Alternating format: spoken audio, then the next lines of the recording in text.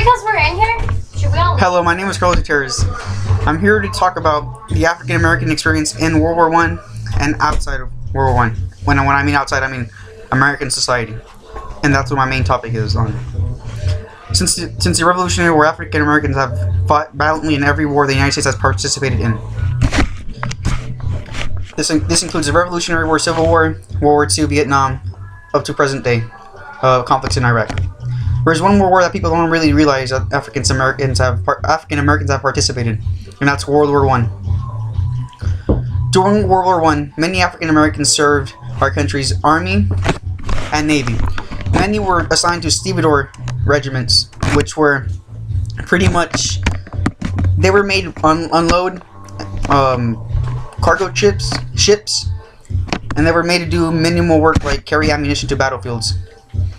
Although many of these people were assigned to these jobs, the men of the 92nd and 93rd Divisions fought valiantly in battlefields assignments. Many of these men are croix de guerre upon their return to America. When they returned to the States, many of these African American soldiers had one mission and one mission only: to change society that discriminated them and public spaces, especially in Jim Crow South. Leading figures like W.E.B. Du Bois and Francis Grimke spoke to these soldiers about changing the way they were viewed upon in America. In his address to the troops, Grimke tells the African veterans to make way for democracy, and that means is take democracy by force and apply it to all of the states in the United States. They fought valiantly in Europe. Why can't they get it back over here?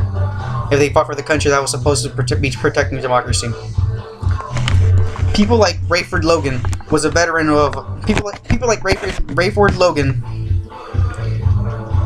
veterans of the fields of France, returned to the United States believing that their participation would change this society in America. They were deadly wrong. Upon the return, many of these soldiers witnessed lynching, murders, and riots. In Chicago, a riot left more than 25 people dead. In Houston, more than 17. Many of these people were black. Why were these people being targeted even though they had fought violently for our country? Well, white Americans, most preferably Southern white Americans, believed that the African American soldiers who had experience in Europe were going to create a new race war, which sought to eliminate white Americans from the population, which is not true. People like Charles Lewis were lynched, brutally beaten, and then burned.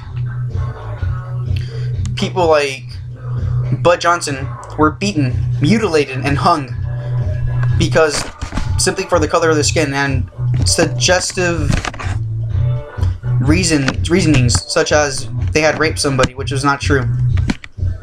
The reason that these black people were getting pretty much massacred was because of fear of them and racism that followed them from America to France, and upon their return stayed here. World War I changed nothing for African Americans, even though they've had fought valiantly in the battlefields of Europe. And this is why it's important to know this, because, well, we're Americans and we have to understand this important time of history, how ironically and hypocritical it was.